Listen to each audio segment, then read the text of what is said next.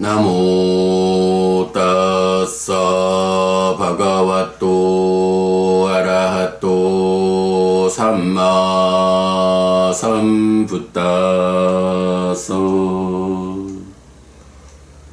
나모 따사 바가와또 아라하또 삼마 삼부따서 나모 따사 바가와또 아라하또 삼마 삼부따서.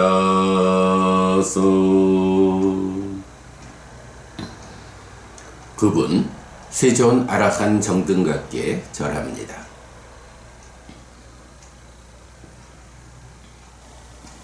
네, 안녕하세요 여러분. 7월 20일 아침입니다. 어제는 잘 계셨습니까? 어제는 근본경전연구회가 2020년 10월 달부터 시작한 불교 입문 1 소유하고자 하는 자를 위한 가르침, 네, 이 책의 강의가 매주 화요일 저녁에 90분씩 진행되는데 어저께 본 내용이 1년 10개월 만에 마무리가 되었어요. 이제 다음 주에 그 책의 마무리 나가는 글을 읽으면서 1년 10개월간의 공부를 간략히 좀 요약하고 소회를 말하면 저 두꺼운 책이 끝납니다. 참 그 삶이 순간의 삶을 쌓으면서 변화하는 것이다. 누적의 관점에서 삶을 보아야 한다라고 우리가 늘 강조하고, 오늘도 우리가 연기의 분석을 함께 읽었습니다마는 부처님이 삶을 설명하는 연기, 12연기라는 것이 바로 그 중심에 삶의 과정을 누적하면서 변화하는 것으로의 존재가 있다. 연기된 식과 명색의 참여에 의해서 순간순간 삶을 누적하면서 변화하는 이 존재의 연속. 네, 이렇게 우리가 삶을 누적한다라는 것에 큰 비중을 두고 공부를 하는데, 지난 1년 10개월간 우리가 공부를 누적했더니 불교 입문 1 소유하고자 하는 자를 위한 가르침, 이 두껍고 정말로 몇몇, 특히 제가 신자의 신행의 중심이 되는 이 몇 가지 주제에 대해서 교과서라고 말할 수 있는 이 책을 책의 본 내용은 어제 끝났고 이제 다음 주에 나가는 글에 이은 소회를 정리하면 저 책을 바치게 된다. 1년 10개월 동안 공부를 잘 쌓았다. 네, 이런 일이 어제 저녁에 있었고요. 자, 오늘은 7월 20일입니다. 잠시만요. 자, 여러분, 제4장 분석 용어 정의를 독송하는 중입니다. 계속 말씀드리지만 이 분석 용어 정의는 깨달음이란 주제의 연속이다. 왜냐하면 중요한 교리 용어에 대한 부처님의 정의가 있는데 이 정의에서 어긋남이 있으면, 그야말로 이 정의에 요만큼이라도 어긋남이 생기면 어떤 일이 생기느냐? 부처님께서 선언하신 당신의 그 깨달음, 그죠? 부처님 열애는 이것을 깨닫고 실현했다 라고 말씀하시면서 알려주시는 이 깨달음의 본질, 그 깨달음의 중심 주제가 부처님이 의도한 대로 당신께서 깨달은 바를 인간의 언어로서 드러내면서 어떻게 이 언어에 나의 의도를 담아서 이 깨달음을 설명할 것인가. 이렇게 법이 설해졌고, 그러한 법에서 부처님의 의도를 명확히 하기 위해서 바로 이런 분석, 용어 정의가 이루어지는데, 이 용어의 의미가 부처님 정의와 달라지는 사건. 이렇게 용어의 정의가 달라지면 언어로서 설해진 부처님의 깨달음, 이 정확도가 언어의 의미를 바꿔버리면 깨달음의 내용이 달라진다. 그래서 바로 이 용어, 정의, 분석이라는 이 가르침들에 의해서 부처님은 이러한 교리, 이러한 깨달음에 있어서 이 용어를 통해서 이런 내용을 설명하셨다. 라는 이러한 접근에는 오류가 있어서는 안 된다. 한치라도 어긋남이 있으면 우리의 공부가 부처님의 깨달음과는 다른 제3자가 이것이 깨달음이요 라고 말하는 그런 엉뚱한 공부를 하게 된다. 그래가지고는 우리의 삶이 바르게 부처님을 향하여 향상하고 깨달음을 재현할 수 없다.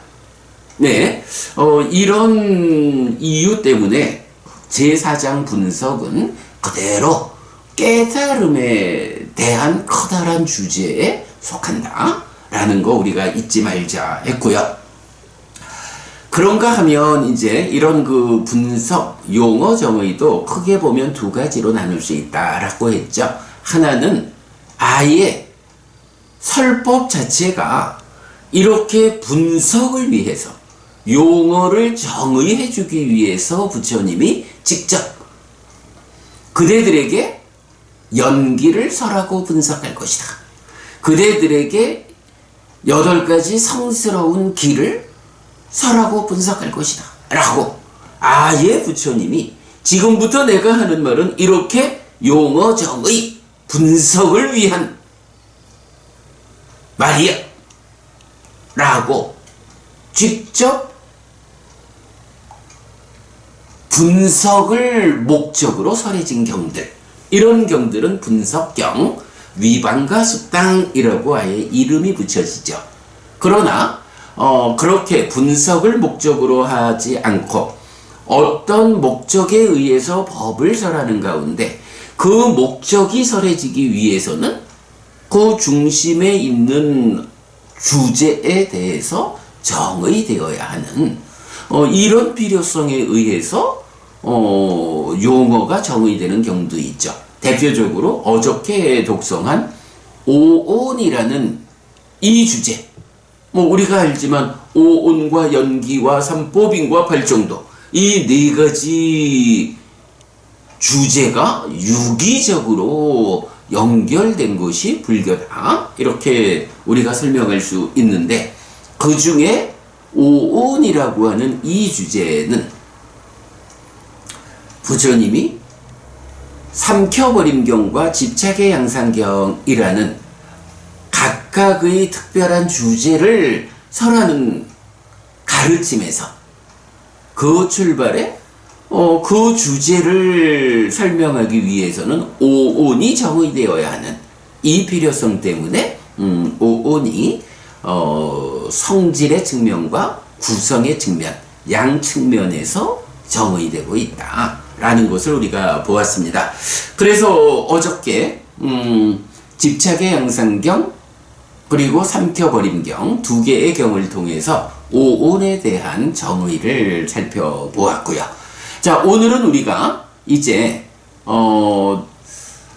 12번 상류다의 2번 분석경 위반과 숙당 해서 그 연기, 연기의 12지분에 대해서 부처님이 정의하는 이 경을 먼저 독송했죠. 이어서는 이제 45번 상류다의 8번 분석경, 8정도, 8가지 성스러운 길, 8정도를 구성하는 8지분을 정의하는 경, 이렇게 두 개를 보았는데요. 자, 우선 연기에 대한 경부터 보겠습니다. 연기에 대한 분석경은 일단 큰 관점은, 자, 우리가 오온에 대한 정의가 삼켜버림경에서는 성질의 측면을 정의하잖아요. 그리고 집착의 양상경에서는 구성을 정의했거든요. 연기에 대한 분석경은 뭐 어떤 것이나 다 이 두 가지 관점에 설명이 필요한데, 이 분석경은 이제 그 구성의 측면에 중심을 두고 분석하고 있다. 그래서 뭐 예를 들자면 식은 무엇이냐 라고 하면, 식은 안식, 이식, 비식, 설식, 신식, 의식이라는 6가지 식으로 구성되었다. 그런데 연기의 조건관계는 어떤 조건관계야? 100% 조건관계잖아요. 예외가 없는 100% 조건관계다 라는 관점에서 보면, 식이 이렇게 안식 내지 의식이라는 6가지만으로 정의되었다라는 것은 삶을 설명하는 우리 삶에서 식, 마음이라는 이것은 안식 내지 의식의 6가지만이 100% 조건관계로 존재하는 것이다. 식이라는 이 마음에는 안식 내지 의식이라는 이 6가지 말고 다른 것은 없다. 100% 조건관계를 형성하는 식이기 때문에 이거 말고 다른 건 없다. 만약에 여기서 말라식이라든가 아레아식이라든가 아마라식이라든가 이런 제7, 제8, 제9 뭐 이런 식들이 이 6가지 식 말고 있다라고 한다면, 여기서 여러분 중요한 문제가 생기는 거예요. 부처님이 이렇게 분석한 연기, 12연기가 이게 삶을 설명하는 100% 조건관계라는 이 부분을 포기해야 돼요. 부처님이 연기를 설하셨는데 어떻게 괴로움이 생겨나서 자라나는지, 우리가 그 괴로움을 겪어야 하는지, 이 고와 고멸의 양면에서 고를 설명하는 연기, 이러한 열애의 출현 여부와도 관계없이 존재하는 우리 삶의 원리요 이치요 법칙성, 여기 중생세상에서의 조건성, 이 연기가 100% 조건관계라는 이 예외 없는 법칙성이라는 이 관점이 포기되어야 부처님은 안식, 이식, 비식, 설식, 신식, 의식이라는 6가지 식을 말씀하셨지만, 그것이 삶을 설명하는 100%의 조건관계, 즉 100%의 법칙성을 가지는 건 아니요. 식에는 그거 말고도 제7식 말라식, 제8식 아레아식, 제9식 아마라식, 뭐 기타 이런 부처님이 정의하지 않는 또 다른 식들이 있어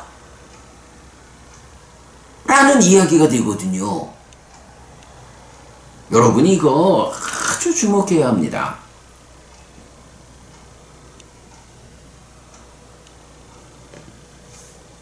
오온에서도 집착의 양상경이 말하는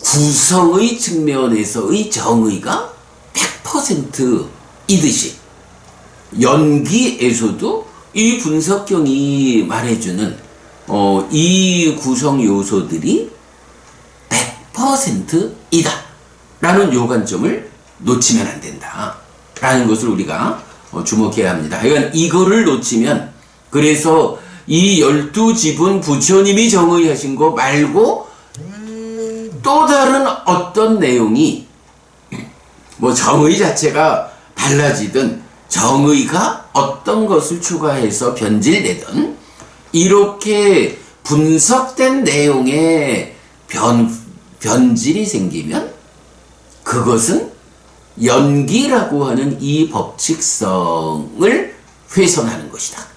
불교의 근본 자리가 달라지는 거다. 그래서 이건 놓치면 안 되는 관점, 분석경이 말해준 그것이 100%다. 자, 그럴 때 하여간 이 분석경은 성질과 구성의 양쪽 측면에서 구성의 측면에 주로 그 정의를 내려주고 있다. 그러면 연기에 대한 성질의 측면은 어디에서 정의해 줄까? 라고 하면 이거는 이제 우리가 보아야 해요. 우리가 이제 사부니까야를 중심으로 공부를 하잖아요. 말하자면 이 사부니까야 전체가 결국은 그 다양한 가운데서 연기의 12지분의 그 성질의 측면에 정의를 해주고 있다. 물론 뭐 니까야가 꼭 그 연기의 지분과 관련한 말을 하는 것만은 아니죠. 뭐 중생들의 삶이 기본적으로 보시해야 되고 오계를 지녀야 한다. 뭐 이런 부분, 뭐 이렇게 그 일상의 삶에 대한 입금이 당연히 있고, 그러나 그 가운데에서 아주 많은 경들이 무명으로부터 시작해서 생노사에 이르는 이 연기를 구성하는 12지분이 그 구성의 측면으로는 분석경에서 정의되지만 성질의 측면은 많은 경들을 통해서 설명하고 있다. 왜 연기의 설명에 대한 분석은 따로 정의되지 않느냐라고 하면, 삶이라는 것이 이렇게 복잡하고 어려운 것이어서 그저 하나의 경을 통해서 뭐 하나의 어떤 설명을 통해서 삶을 다 설명할 수 없기 때문에 이제 많은 경들을 꿰어가지고 이 연기를 구성하는 요소들의 성질의 측면은 정의를 해야 하고, 부처님은 굉장히 많은 경들을 통해서 그렇게 설명하고 있고, 그 부처님이 설명하신 다양한 경들을 꿰어가지고 그 성질을 정리해내는 것은 이제 경을 공부하는 우리들이 해야 하는 일이다. 뭐 이렇게 보면 타당하다라고 할 수 있겠습니다. 그래서 이제 우리가 그 사부니까야를 꿰어가지고 하나의 성과를 만들어낸 게, 그래도 근본경전연구회가 우리는 이런 성과를 거뒀습니다 라고 자신있게 내놓을 수 있는 것이 바로 삶의 메커니즘이잖아요. 이 삶의 메커니즘이 무언가요? 사실은 바로 사부니까야 안에 부처님이 이렇게 삶의 이야기 연기를 설명하신 많은 가르침들을 꿰어가지고 그림으로 그려낸 거다. 그리고 그 그림 위에 번호를 붙여주면 바로 분석경이 설명하는 그 구성의 측면을 담아가지고 그려지는 삶의 이야기다. 그래서 이 삶의 메커니즘이 그려지는 과정이 바로 분석경이 알려주는 구성의 측면에 정의하고, 이제 사부니까야의 많은 경들을 통해서 부처님이 설명하는 이 연기의 성질의 측면의 분석을 함께 담아서 그려낸 것이 삶의 메커니즘이다. 네, 이렇게 우리가 보면 되겠습니다. 자, 일단 경을 보겠습니다. 사와티에서 설해졌고요. 비구들이요, 그대들에게 연기를 설하고 분석할 것이다. 그것을 듣고 잘 사고하라. 나는 말하겠다. 라고 시작을 했지요.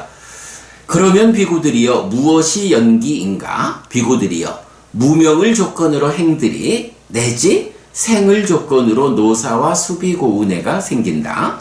이렇게 이 모든 괴로운 무더기가 자라난다. 라고 하죠. 자, 연기가 무엇냐? 라고 할 때, 제가 자주 강조해드리는 말씀이지만, 세상에서는 연기라고 하면 이렇게 12단계로 괴로움이 생겨나고, 또 12단계로 그 조건관계를 해소하고, 이걸 묶어서 연기라고 말하는 경향이 있지요. 그러나 여러 경들, 12번 상류다의 1번 연기경에서도 그렇게 정의가 되죠. 연기는 오직 괴로움이 생겨나는 이 12 발생의 과정만을 지시한다 라는 거죠. 자, 지금 그 연기경에 이어서 두 번째 경이 분석경인데, 여기에서도 무엇이 연기인가 라고 하면 바로 무명으로부터 생노사에 이르는 이 발생의 과정만을 말하고 있다.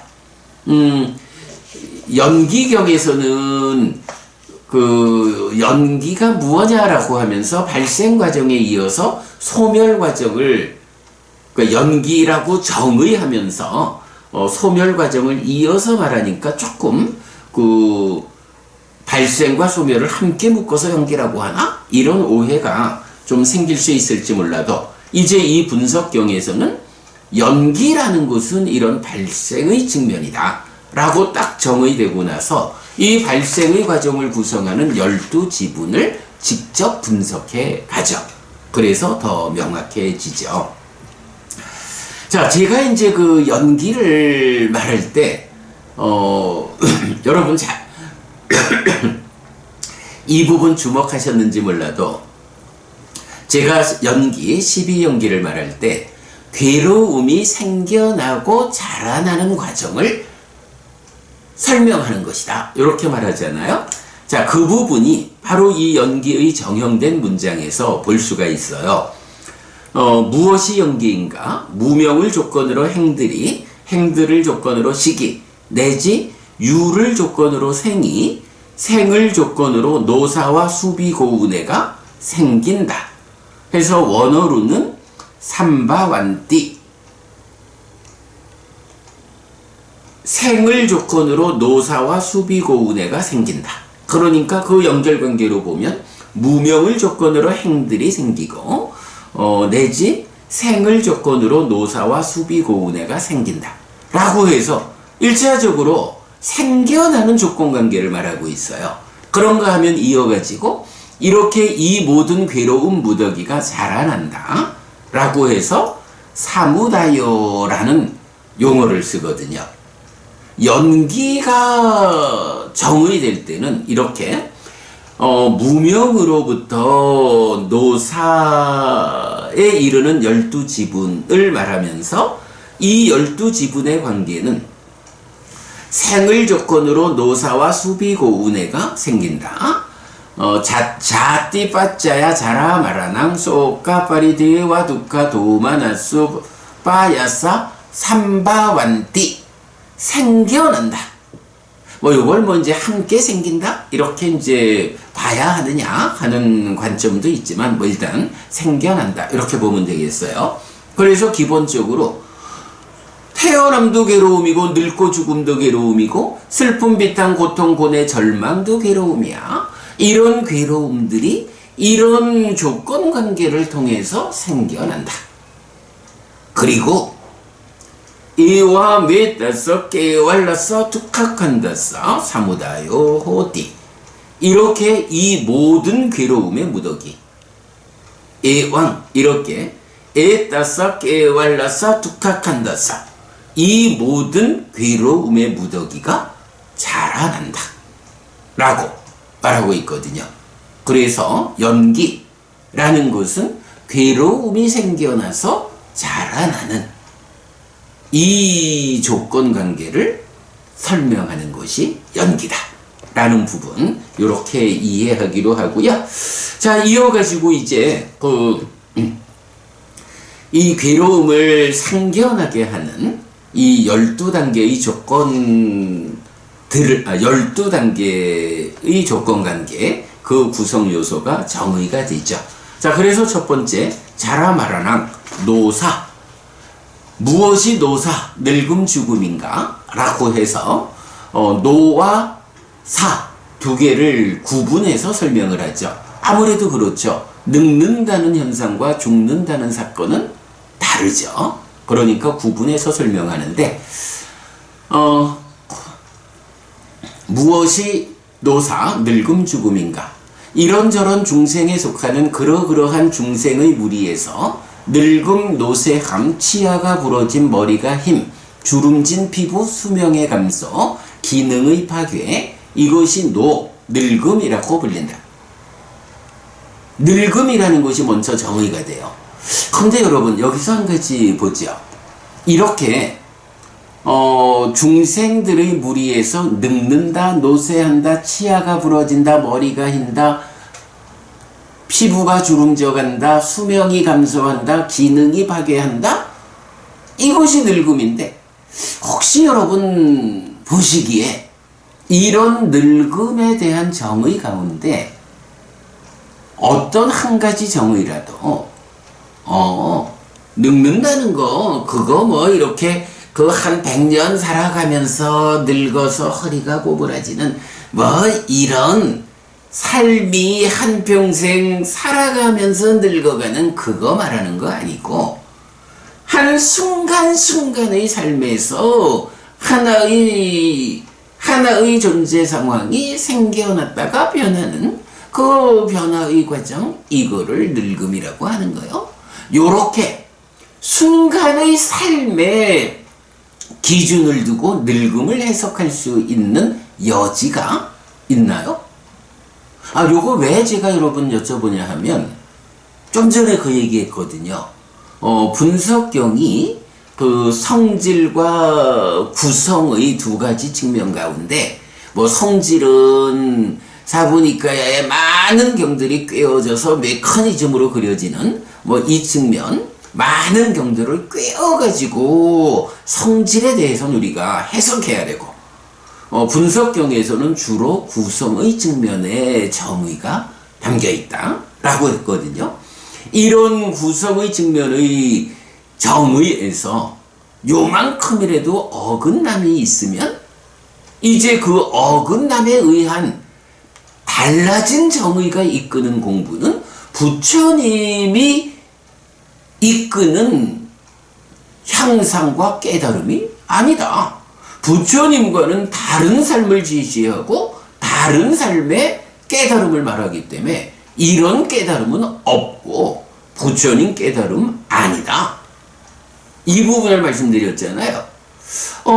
세상에는 불교학자들 가운데 많은 사람들이 이렇게 늙음, 죽음 이런 부분을 한평생 살다가 늙어서 죽어야 하는 이런 문제 그렇게 말하다 보면 불교 교리가 윤회라는 관점으로 해석돼야 하는데 그렇게 볼 거 없어. 그냥 순간순간 생겨나고 없어지는 이런 변화의 과정을 노사라고 생노사라고 이렇게 해석하려는 사람들이 많아요.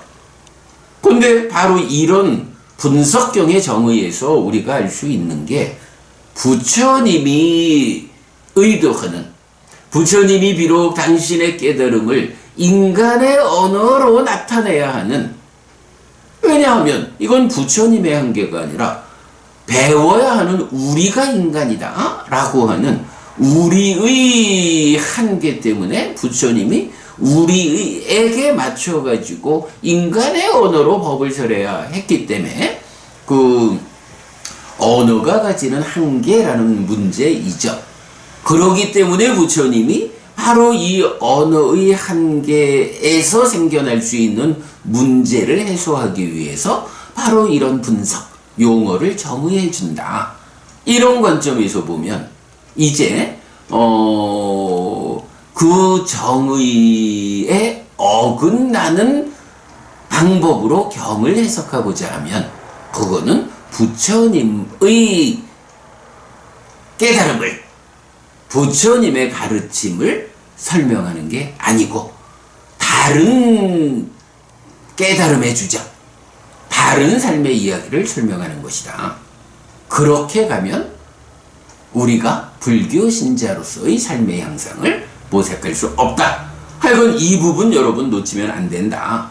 자, 그 관점에서 제가 지금 그 질문을 한 거예요. 지금 우리가 읽어본 이 늙음이라고 하는 부처님의 정의에 어디 한 군데라도 지금 한순간의 삶의 과정, 한순간의 진행 상태를 지시하는 그런 여지가 있느냐?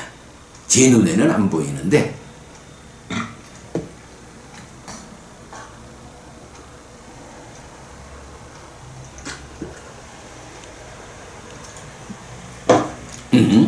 바로 그런 관점을 우리가 경에서 보아낼 수 있어야 공부를 바르게 하는 것이다 라는 부분 말씀드리고요.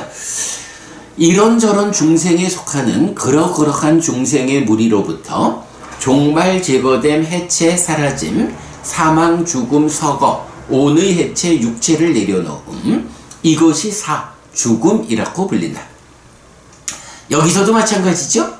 이러한 죽음에 대한 정의가 어디에서 한순간 삶의 변화를 지시하는 그런 내용이 있나요? 이러한 정의를 보면서도 부처님은 연기에서 생노사를 말씀하실 때 그 노사라고 하는 것이 늙어가지고 몸이 무너져 죽었기 때문에 또다시 태어나서 윤회하는 이거 말하는 거 아니고 순간순간의 삶의 과정을 설명할 뿐이요 라고 해석할 수 있는 여지가 있느냐? 부처님의 정의에 의해서는 노와 사라고 하는 것은 우리가 이제 이 나이 되어가지고 참 입버릇처럼 아이고 이제 내가 늙나봐 왜 이렇게 갈수록 이것저것 몸에 불편함이 생겨날까? 이렇게 늙는다는 말을 부처님은 연기에서 노라고 정의하고 있고 그러다가 어느 땐가 결국 이 몸을 유지하지 못하게 되면 몸이 무너져 죽는다 라고 하는 그 사건을 죽음이라고 부처님은 정의해주고 있거든요. 부처님이 연기를 통해서 삶을 설명할 때 이것이 우리 삶에 적용되는 원리요 이치요 법칙성이다. 열애 이전의 것이다 라고 알려줄 때 노와 사라고 하는 것은 이렇게 우리가 삶의 과정에서 세월이 지나가면서 늙어야 하는 아픔 그리고 죽어야 하는 아픔 이것을 직접 지시하는 것이다. 여기에서 흔들림이 있으면 안 된다 라는 거 우리 명확히 보자고요. 자, 그 다음에 이어서 무엇이 태어남인가? 이런저런 중생에 속하는 그러그러한 중생의 무리에서 태어남, 출생, 나타남, 탄생, 온의 출현, 처의 획득 이것이 생이라고 불린다 라고 해서 이 태어남 역시 어떤 순간적인 삶을 지시하는 게 아니고 바로 앞에 나온 노와 사 늙어야 하는 이 과정의 끝에 죽었다라는 현상이 있으면 이 죽었다라고 할 때 무명과 가래를 해소하지 못하고 죽으면 어떤 일이 있다고? 우현경에서 보았죠? 몸으로 간다. 그래서 바로 죽음에 이어가지고 무명과 가래가 이끄는 힘에 의해서 몸으로 가는 요 상태, 새로이 몸으로 간 상태, 새로운 명색과 만나는 상태, 바로 그것이 태어남이라고 정의가 되는 거죠. 네, 늙어야 하고 죽어야 하는 이 괴로움이 생겨난다. 그 조건관계, 100% 조건관계는 태어남이다. 태어났기 때문에 늙고 죽고 죽으면 다시 태어남을 반복하는 이것이 중생들의 삶의 현실이다. 윤회라고 하는 부분을 놓치면 안 된다. 무엇이 존재인가? 이런 세 가지 유가 있다. 요규, 세규, 무세규 해서 욕계의 중생, 색계의 중생, 무색계의 중생, 이런 세 가지 존재가 있다 라고 하는 거죠. 여러분, 우리가 잘 보아야 하는 거, 제가 늘 연기, 12연기를 해석할 때 어떻게 말하나요? 존재를 중심에 둔 12연기, 이렇게 말하잖아요. 바로 요 10번째 지분인 존재, 요걸 말하죠. 그럼 왜 존재를 중심에 두고 우리가 연기, 12연기를 보아야 하느냐 라고 하면, 바로 이렇게 태어나서 늙고 죽어야 하고 그러한 삶의 가운데에 슬픔, 비탄, 고통, 고뇌, 절망이 생겨나서 겪어야 하고, 이렇게 일체의 괴로움 무더기가 자라나는 중생으로의 삶, 여기에는 무엇이 100% 조건관계가 되어가지고 태어나야 하느냐. 그래서 태어났기 때문에 이런 괴로움을 겪는 삶을 살아야 하느냐 라고 할 때, 좀 전에 말씀드린 거죠. 몸으로 가는 현상, 바로 요거예요. 한평생 살아있는 동안에 범행의 실천을 통해서 무명과 가래를 해소하지 못하고 죽으면 이 식이 몸으로 가는 현상. 그래서 몸으로 간다. 달리 말하면 명색의 참여. 이래서 식과 명색이라고 하는 활성화된 존재가 구성이 되는 거죠. 바로 이렇게 활성화된 존재를 구성하는 것이 태어남이다. 그래서 태어남의 100% 조건은 존재이다.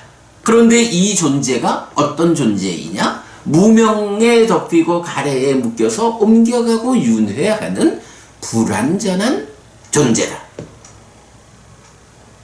그 불완전이라는 게 무엇냐 하니, 번뇌의 영향 위에서 무명으로부터 집착이라고 하는 이 9개의 번뇌 조건 지어진 그 불완전함 위에서의 9단계의 조건 관계에 의해서 생겨나는 존재.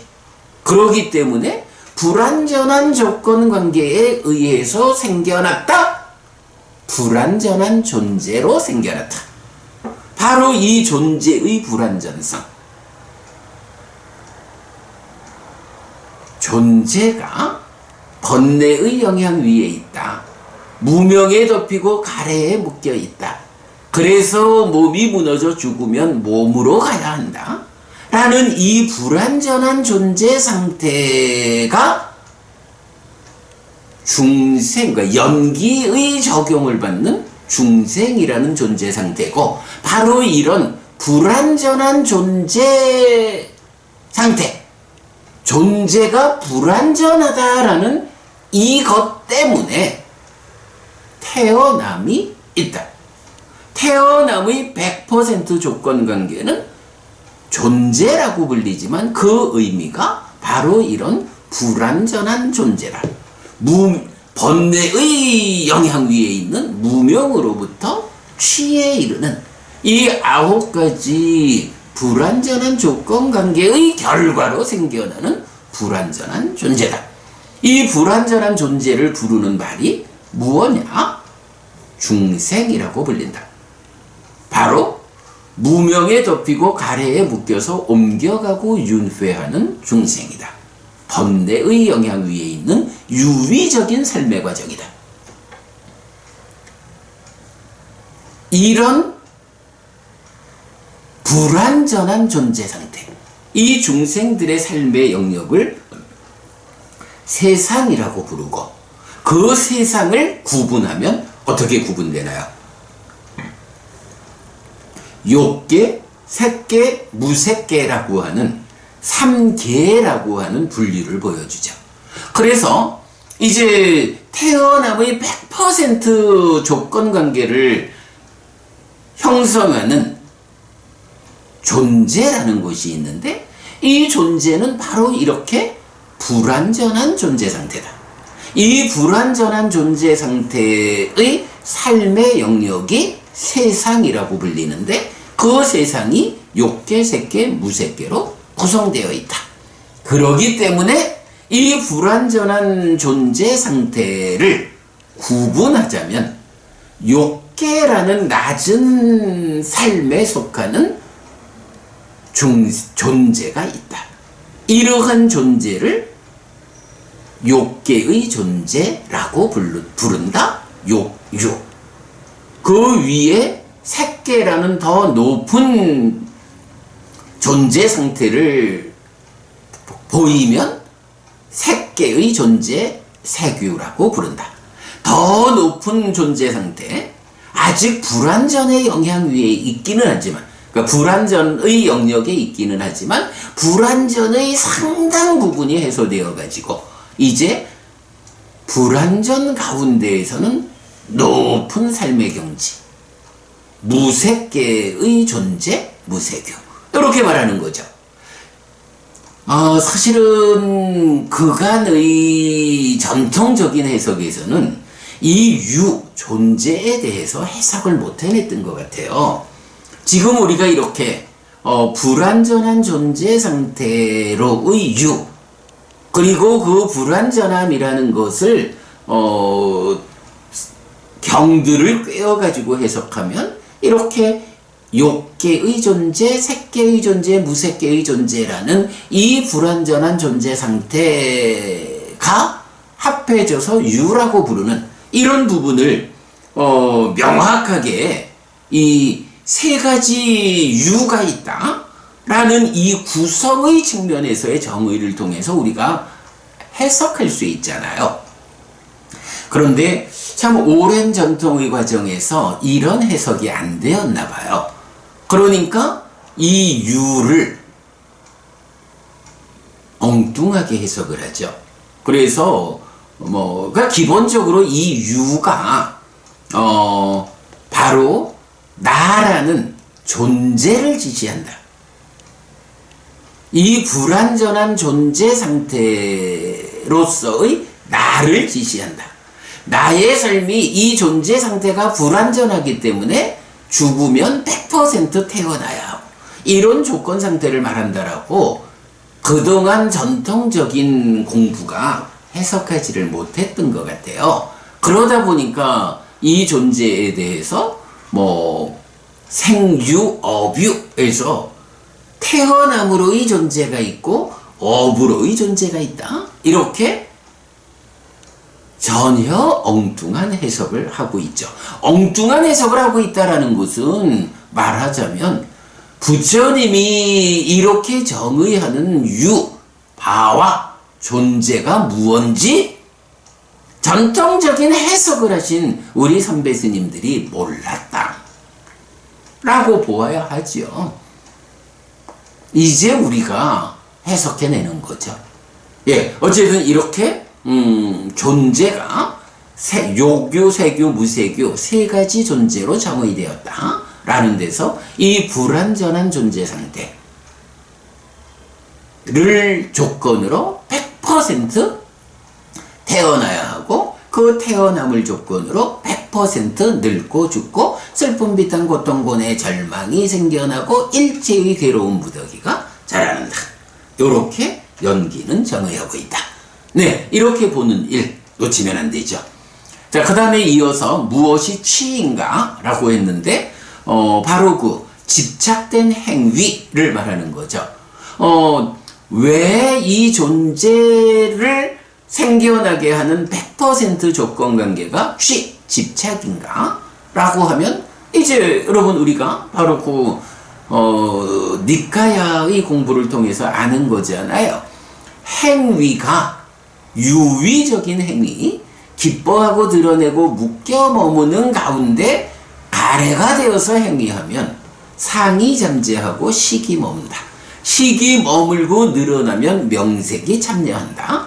요렇게 새로운 존재, 그 존재의 활성 상태가 생겨나는 것을 경이 말해주잖아요. 바로 식이 머물고 늘어난다, 연기된 식이 생긴다.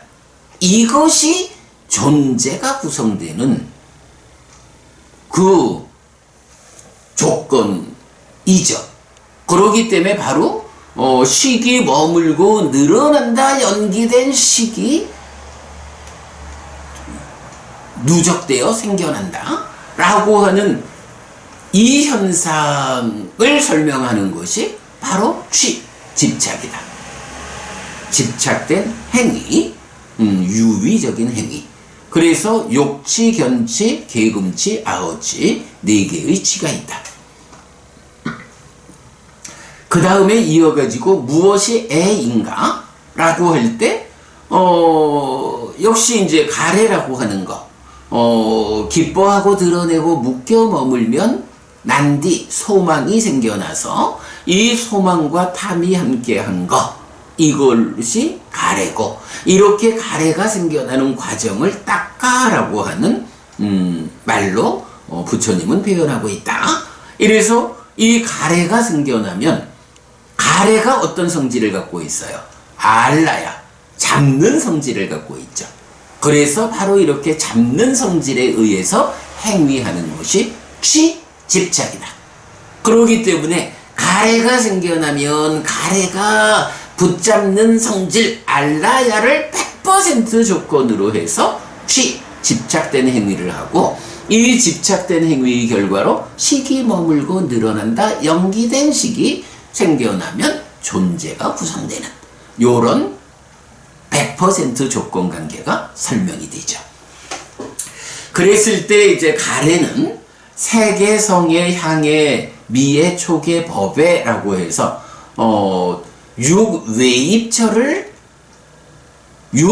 육외입처에 대한 가래, 대상에 대한 인식 대상, 인식의 객관, 대상에 대해서 탐과 소망이라는 이 두 가지가 작용해서 가래가 되는, 이런 그 외입처에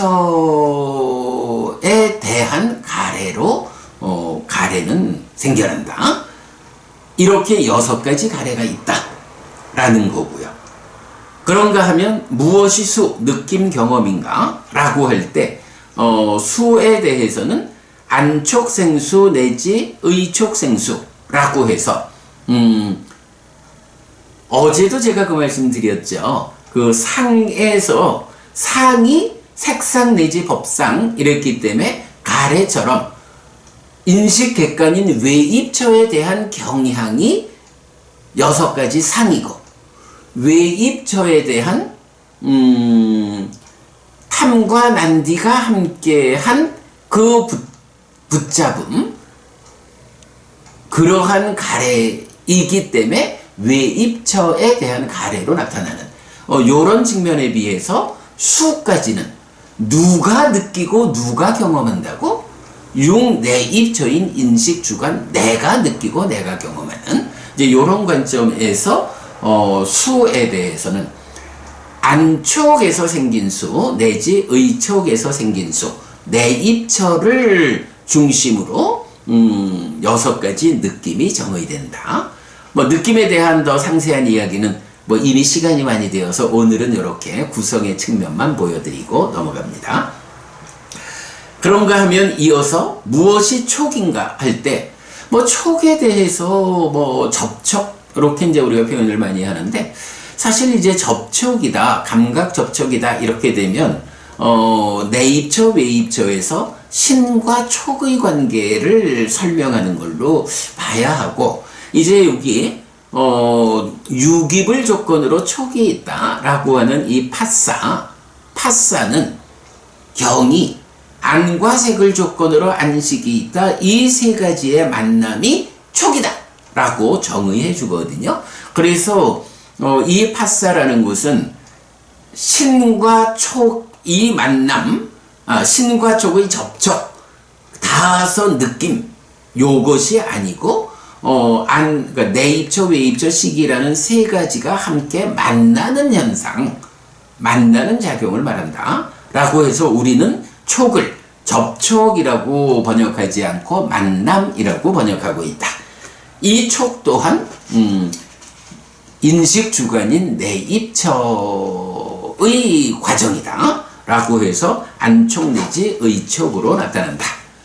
자, 그런가 하면 이제 무엇이 유깁 여섯 인식주관인가 라고 할 때 안처, 이처, 비처, 설처, 신처, 의처 여섯 가지로 나타나죠. 유깁. 자, 여기서는 또 이거 보아야 되죠. 그래서 제가 오늘도 강조해 드리는 게 성질의 측면과 구성의 측면 가운데 분석경은 구성의 측면 중심으로 정의하고 있고, 성질의 측면은 사부니까야를 꿰어서 우리가 해석해야 한다. 메커니즘으로 그려내는 거다. 이렇게 말하고 있죠. 무엇이 유깁이냐 라고 할 때 부처님은 삶의 과정에서 세상을 만나는, 세상을 인식하는 범위는 세상이 어떻게 생겨먹었느냐, 그러니까 색성형 미촉법으로 생겨먹었다 라는 이 세상에 그대로 대응해서 인식주관인 내가 배분되기 때문에 인식주관으로의 나는 안이비설신의 여섯 가지로 나타난다. 이거 말고 안처, 이처, 비처, 설처, 신처, 의처, 줄여서 안이비설신의, 이거 말고 다른 인식의 주관을 말할 수 없다. 나는 누구냐?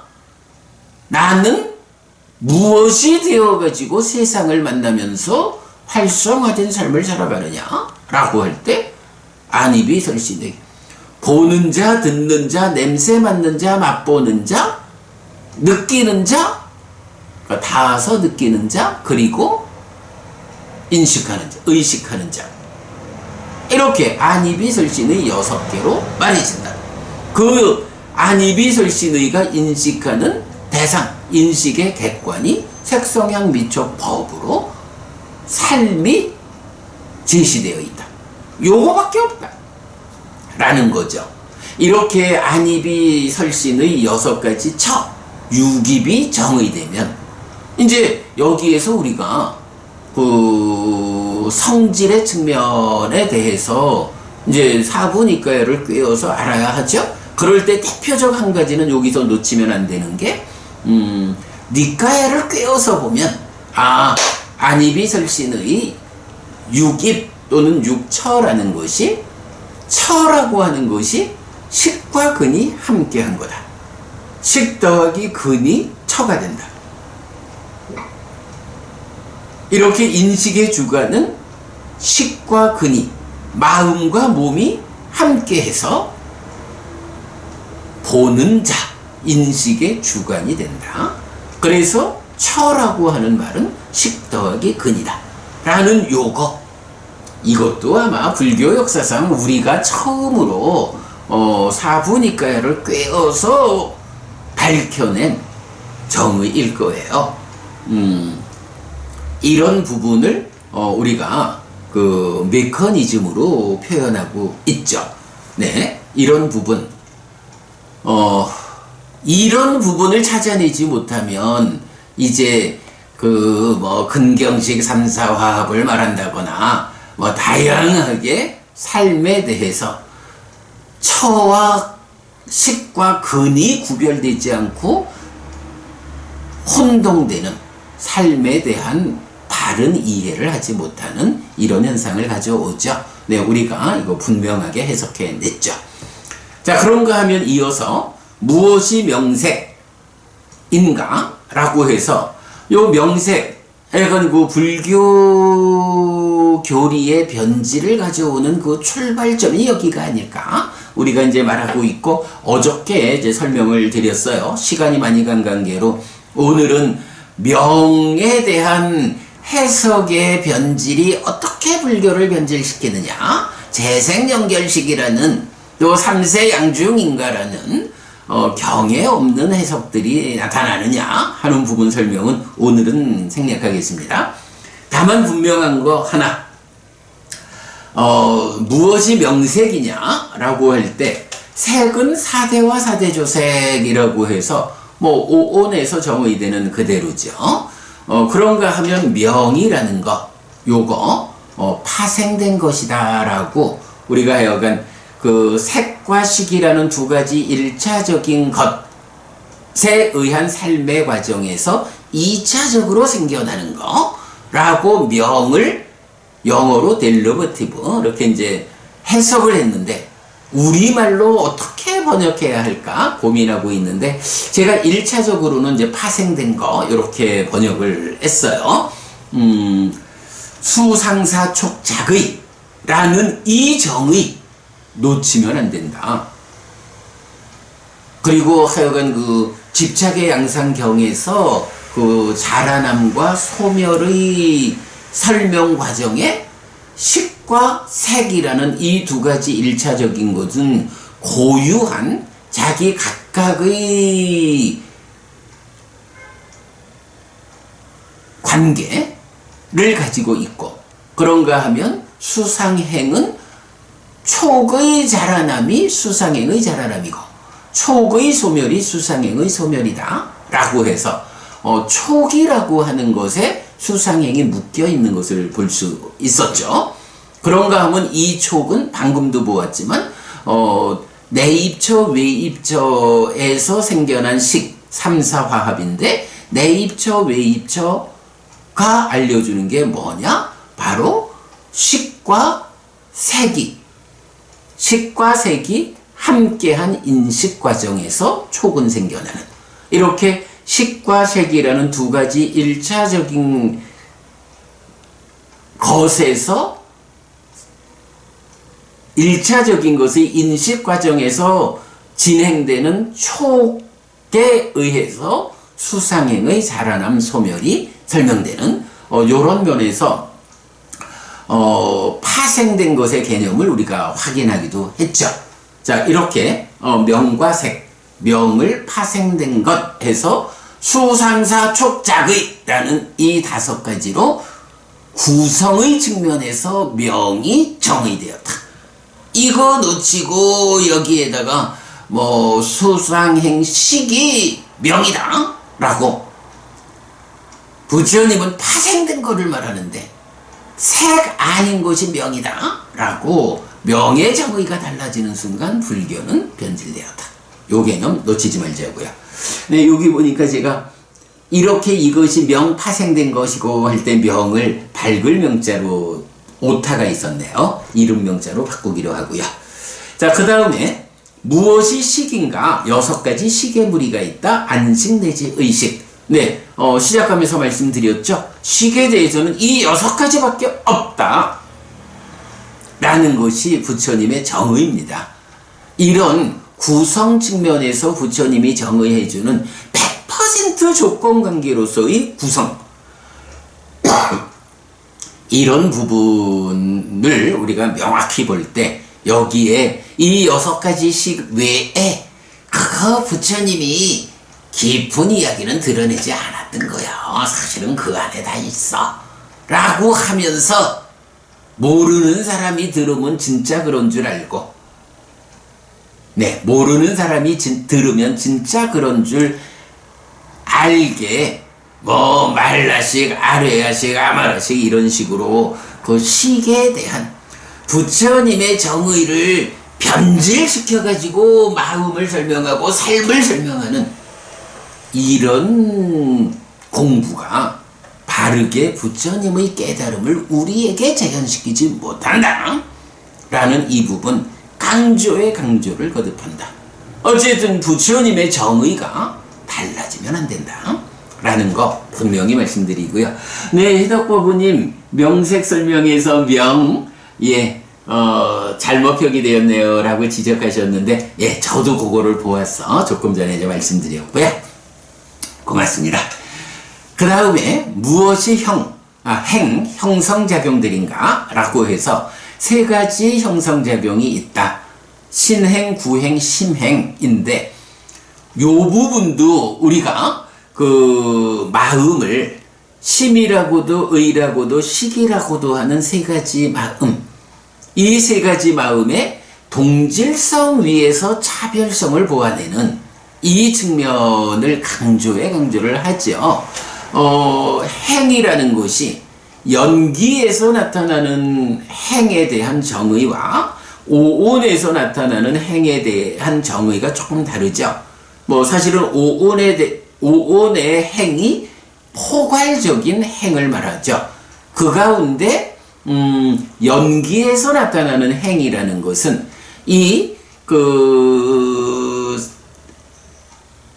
어떻게 괴로움이 생겨나서 자라나는가라는 내 삶에 대한 조건성이라는 특화된 경우에 행이 어떻게 정의되느냐. 일반적인 형성작용 오온의 행 가운데 이 연기라는 특화된 과정으로의 형성작용에서는, 자, 오온에서는 신구의의 행, 신행, 구행, 의행을 말해서 몸과 말과 의의 형성작용으로의 행위를 말하죠. 그런데 연기에서는 이건 경의 정의가 분명히 다른 거예요. 신행, 구행, 심행 이래서 여기서는 행위, 형성작용이야. 그런데 그 형성작용을 통해서 몸이 생겨나는, 그러니까 몸을 만드는 형성작용이 신행, 말을 만드는 형성작용이 구행, 그리고 중요한 거 심, 찢다라는 이 마음을 만드는 형성작용이 심행이다. 이것도 하여간 오랜 전통적 해석에서 이 심행을 의행하고 구분하지 못해가지고 뭐 몸과 말의 형성작용, 그러니까 몸과 말의 의도적 행위, 이렇게 이제 해석이 되고 있죠. 그래서 전통적 해석으로는 이런 연기의 두 번째 지분인 행, 여기까지는 전생의 과정이어서 이 행은 전생의 행위다. 뭐 전생의 업이다. 뭐 이런 식으로 해석하고 있는데 아니죠. 의행하고 심행은 분명히 다르다. 상과수에 의해서, 그러니까 상과수의 과정으로 심이 생겨나는 거, 이것을 분명히 경은 심행은 상수다 라는 정의를 통해서 알려주고, 이게 이렇게 니까야를 꿰어가지고 해석하는 근본경전연구회의 이 공부 방법이 이런 정답을 주고 있다 라는 거 하여간 놓치면 안 되죠. 행, 신행, 구행, 심행, 몸을 생겨나는, 들숨날숨 숨을 쉬는 것이 몸을 생겨나게 하는 작용이다.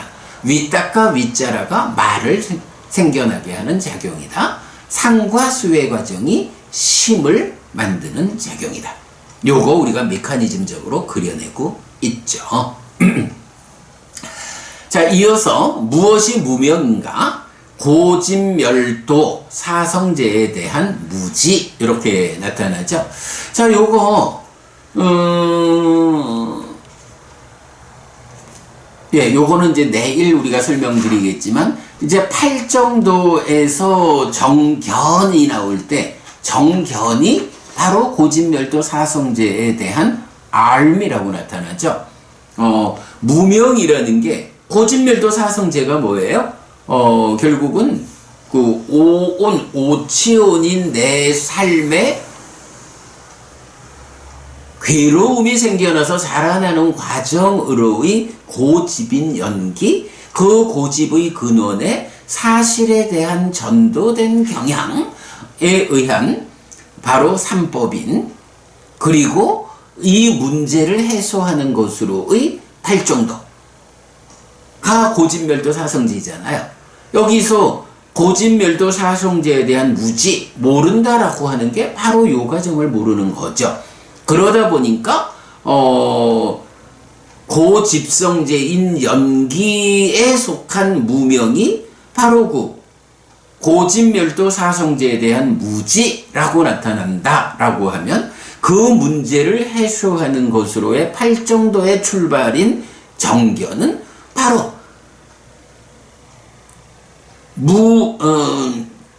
고집의 출발 자리에 있는 무명, 그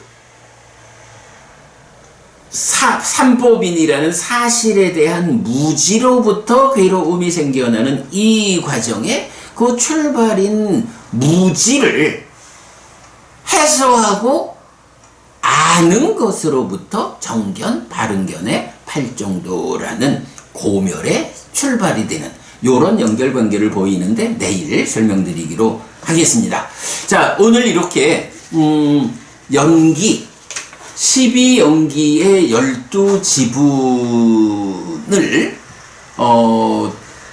성질과 구성의 양 측면으로 우리가 알아야 하는데, 부처님은 성질의 측면은 사부니까야 전체를 통해서 설명하고 있고, 분석경을 통해서는 구성의 측면에 중심을 두고 정의하고 있다. 그러나 이 구성의 측면의 정의가, 이 연기가 100% 조건관계다 라고 하는 이런 관점에서 볼 때 우리 삶에 대한, 부처님 깨달음에 대한 넘어서서는 안 되는 기준을 제시하고 있다. 분석경의 의도다 라고 하는 거 우리가 분명히 보았습니다. 네, 이렇게 해서 이제 이렇게 무명을 조건으로 행들이 내지 모든 괴로운 무더기가 자라나고, 그 조건관계의 해석, 무명이 남김없이 발해어 소멸할 때 행들이 소멸하고 내지 이렇게 이 모든 괴로운 무더기가 소멸한다 라고 하면서 분석경이 마무리가 됩니다. 네, 오늘 연기와 팔정도 두 가지 분석경을 독송했고, 그 가운데 이제 설명은 연기에 대해서만 제가 설명해 드렸습니다. 내일은 독송은 이제 이어지는 염처와 오근에 대한 독송을 하고, 해설하는 말씀으로는 팔정도에 대한 해설부터 시작해서 나아가도록 하겠습니다. 그리고 내일은 참 포살일입니다. 독송 마치고 바로 포살하고 나서 보충 설명 드리도록 그리하겠습니다. 내일 포살에서 여러분 다시 뵙도록 하고요. 네, 오늘 이야기 마치도록 하겠습니다. 네, 여러분, 오늘도 부처님의 언어로 부처님의 가르침을 독송하면서 하루를 잘 시작했습니다. 잘 시작한 오늘 하루 여러분 내내 편안하시고 이익과 행복을 쌓는 시간 되시기 바랍니다. 함께 해주셔서 고맙습니다. 여러분, 내일 다시 뵙겠습니다.